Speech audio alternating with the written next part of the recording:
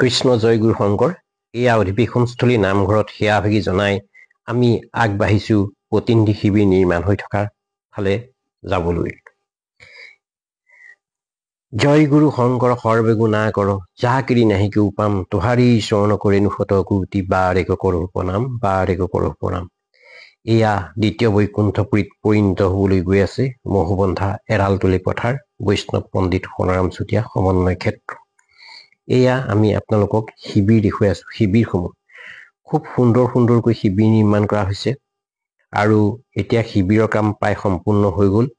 ওপৰত পাল দিয়া কাম কৰি আছে যাতে ভকত বৈষ্ণৱে কোনো অসুবিধা নাপায়। বতৰ অলপ সেমেকা কৰিছে, সেইবাবে ওপৰত পাল দিয়াৰ ব্যৱস্থা কৰিছে আদৰণি কমিটিয়ে আৰু লগতে অনাময় ব্যৱস্থাখিনিও প্ৰায় সম্পূৰ্ণ হৈছেই। এয়া প্ৰত্যেক প্ৰাথমিকৰ আঞ্চলিকৰ সংগী আইবাপসকল আহি শিবিৰ নিৰ্মাণত ব্যস্ত হৈ পৰিছে। আমি আপোনালোকক এই দেখুৱাই আছো শিবিৰবোৰ খুব সুন্দৰ শিবিৰ নিৰ্মাণ হৈছে আৰু এই শিবিৰবোৰ নিৰ্মাণত আদৰণি সমিতিয়ে পুৰস্কাৰ ঘোষণা কৰিছে যে যিমান ধুনীয়াকৈ শিবিৰ নিৰ্মাণ কৰিব পাৰে। চাওঁ আহক। কৃষ্ণ জয় গুৰু শংকৰ। আমি এতিয়া গোটেই অসমতে মহুবন্ধা এৰালতলী পথাৰ বুলিলে বিখ্যাত হৈ পৰিল।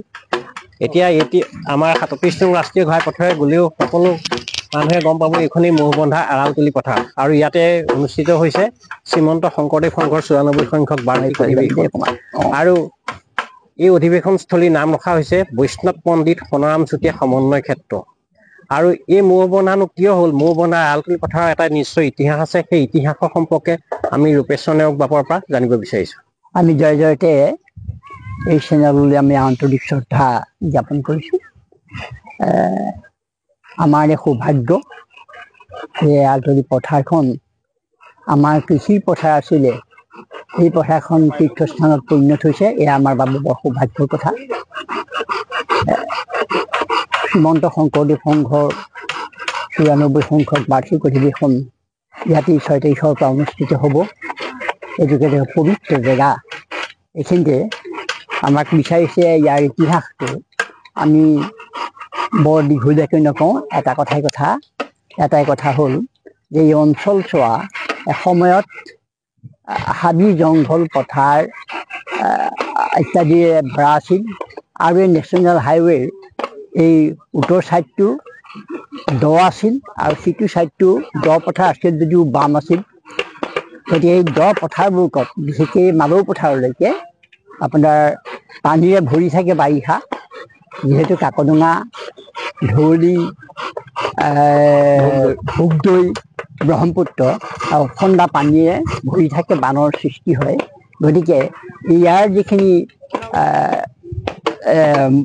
পাম আছিলে, ইয়াৰ যিখিনি মহৰ খুঁটি আছিলে, সেই মহৰ খুঁটি মহখিনি বাৰিষা হ'লে ইয়াৰ পৰা লৈ গৈ দক্ষিণ পাৰৰ ওখ চাপৰিত বান্ধেগৈ। যিখিনি চাপৰিত বান্ধিছিলে সেই চাপৰিখিনি মৌবন্ধা চাপৰিৰ পৰা গণ্য হ'ল আৰু সেই মৌবন্ধা চাপৰিটোৰ মৌবন্ধা নামটোৱেই অঞ্চল চোৱাৰ নামটো মৌবন্ধা হৈ গ'ল। আৰু এইফালে যি দ ছাইড, এই দ ছাইডটোৰ যি দখিনি মাটি আছিলে সেই মাটিখিনিত বিশেষকৈ এৰালি দল হৈছিলে আৰু সেই এৰালি দলখিনি পাছত অৱশ্যে ঠাইখিনি বাম হৈ আহিলে, এৰালি দলখিনি নাইকিয়া হ'ল আৰু এৰালি দলটো নাইকিয়া হৈ পেলাই কৃষি পথাৰ বিশেষকৈ ওলাই গ'ল। আৰু এইখিনি ভাঙোতেও, কৃষি পথাৰ ভাঙিতেও সাফলুবোৰ আছিলে। গতিকে সাফলুবোৰ ভাঙি দ ছাইডটো মানে বাম কৰিছিলে আৰু এৰালি দলবোৰ বহুত বেছি হৈছিলে। গতিকে এৰালি তলি শব্দটোৱে মানুহৰ মুখত এৰালতলী শব্দ হ'লগৈ।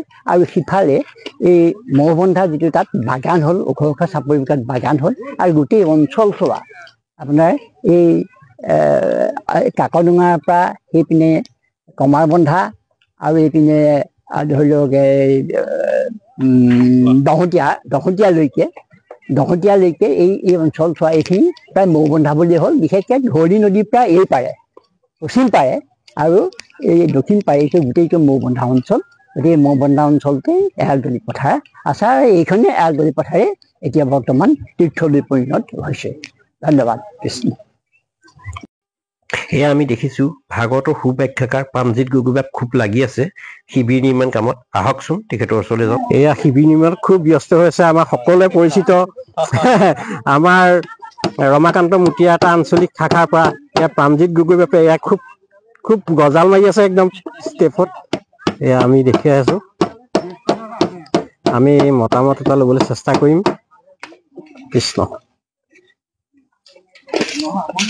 কৃষ্ণ বাপ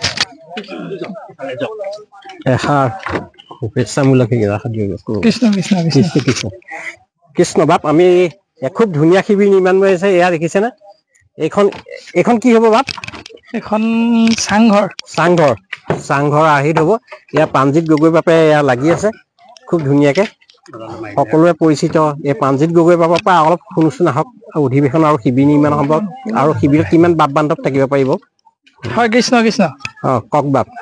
প্ৰতিনিধি শিবিৰ আজি সম্পূৰ্ণ কৰিলেগে নেকি? জয় গুৰু শংকৰ। আমি সবাৰ ওচৰত সৰ্বপ্ৰথমে সেৱাভাগী নিবেদন কৰা হৈছে। আগন্তুক ৯৪ সংখ্যক বাৰ্ষিক অধিৱেশনৰ এয়া শিবিৰৰ শোভাবৰ্ধনৰ কাম আমি ইতিমধ্যে কৰি থকা হৈছে। গতিকে আমি সকলোৰে চৰণত সেৱাভাগী নিবেদন কৰা হৈছে যাতে ৪দিনীয়া কাৰ্যসূচীত সমস্ত জনা বাপাই আহি আমাৰ যোৰহাটবাসী ৰাইজক ভকত সেৱাৰ সৌভাগ্যৱন্ত কৰি তুলিব বুলি আমি সবাৰ চৰণত সেৱাভাগী নিবেদন কৰা হৈছে। কৃষ্ণ। আপোনালোকৰ শিবিৰ খুব ধুনীয়া হৈছে। কৃষ্ণ। তাকে আপোনালোকৰ শিবিৰত কিমান মানে আমাৰ প্ৰতিনিধি থাকিব পাৰিব? প্ৰতিনিধি মানে প্ৰত্যেকটো শিবিৰতে আপোনাৰ দৈৰ্ঘ্যটো 254 ফুট কৰা হৈছে। গতিকে আমি 5টা কোঠা মান নিৰ্মাণ কৰা হৈছে 254 ফুটত। 5টা কোঠাত আৰু মোটামুটি কিমান থাকিব পাৰিব আমাৰ আদৰণি সমিতিৰ মানে তাৰ পৰাহে নিৰ্ধাৰিত হ'ব যে এটা শিবিৰত কিমানকে ভকত বৈষ্ণৱৰ কাৰণে পঠিয়াব। এইটো এতিয়া আমি ক'ব পৰা নাযাব বাৰু। আমাৰ 200 শিবিৰ নিৰ্মাণ কৰা হৈছে। কৃষ্ণ কৃষ্ণ কৃষ্ণ। আচলতে শ্ৰীমন্ত শংকৰদেৱ সংঘক একোটা মহকুমাক একোখন জিলাকে ধৰি লোৱা হয়। সেইবাবে আমাৰ গোটেই অসমত 54খন জিলা শাখা আছে। 54খন জিলা শাখাৰ পৰা যিসকল প্ৰতিনিধি আহিব বাপ বান্ধৱ আহিব সেই বাপ বান্ধৱসকল এই প্ৰতিনিধি শিবিৰত থকাৰ ব্যৱস্থা আছে। এই শিবিৰ ভাগ চাওকচোন কিমান ধুনীয়াকৈ শিবিৰ নিৰ্মাণ কৰিছে। এয়া সন্মুখত শোভাবৰ্ধনৰ কাৰণে এটি চাংঘৰ বনাইছে। চাংঘৰৰ আৰ্হিত এটি ঘৰ বনাইছে। খুব ভাল লাগিছে এই শিবিৰ দি।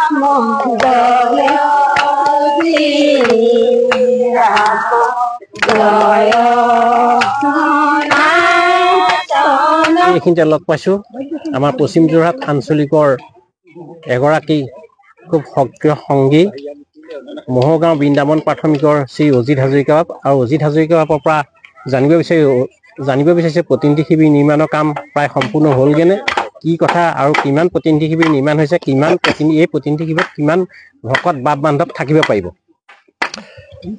কৃষ্ণ জয় গুৰু শংকৰ। আমাৰ যোৰহাট জিলাৰ আতিথ্যত ৯৪ সংখ্যক শ্ৰীমন্ত শংকৰদেৱ সংঘৰ বাৰ্ষিক অধিৱেশনৰ কাৰ্যসূচীত আমাৰ দুখন প্ৰাথমিক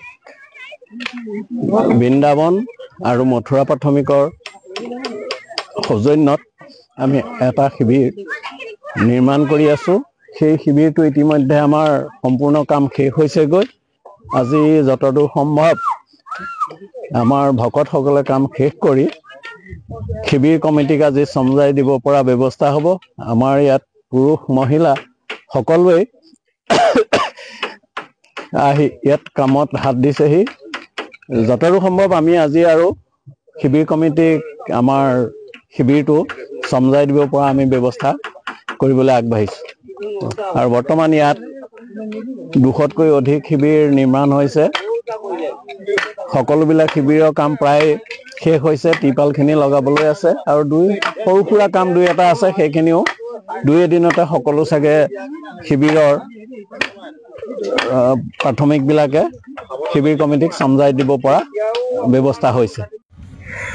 এয়া দেখিছেনে, এয়া টঙি ঘৰ সদৃশ এইবোৰ যি ঘৰ বনাইছে, এইবোৰ হৈছে অনুসন্ধান কক্ষ। এই অনুসন্ধান কক্ষতে কাৰোবাৰ কিবা ভকত বৈষ্ণৱৰ কিবা বস্তু হেৰালে বা কিবা বস্তু বিচাৰি নাপালে ইয়াতে ঘোষণা কৰা হয় এই অনুসন্ধান কক্ষৰ পৰা। কৃষ্ণ বাপ হৈছেগেনে? যেনে তেনে কৃষ্ণ। এই আমাৰ দহোটীয়া বৰচাপৰি প্ৰাথমিকৰ সংগী বাপসকল, তেখেতসকল লাগি আছে এই শিবিৰ নিৰ্মাণৰ কাম। এয়া আপুনি যি দেখিছে আৰু মুঠতে আজি শেষ কৰিম বুলি মনত ভাৱ এটা কৰিছোঁ। তাকে ৰাইজৰ সহযোগতে আমি এয়া লাগি আছোঁ পুৱা ভাগতে আহি।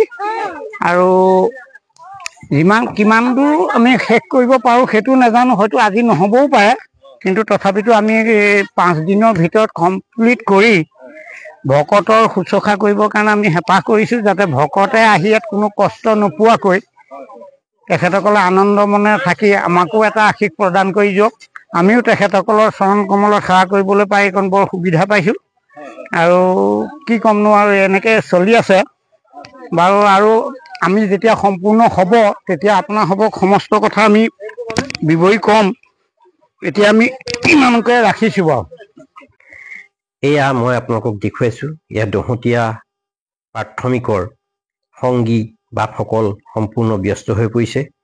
আইসকল ব্যস্ত হৈ পৰিছে বাপসকলক চাহ যোগান দিয়াত, লগতে দুপৰীয়া সিদ্ধ প্ৰসাদৰ বাবে এয়া প্ৰস্তুত কৰি থকা হৈছে। চাই থাককচোন, খুব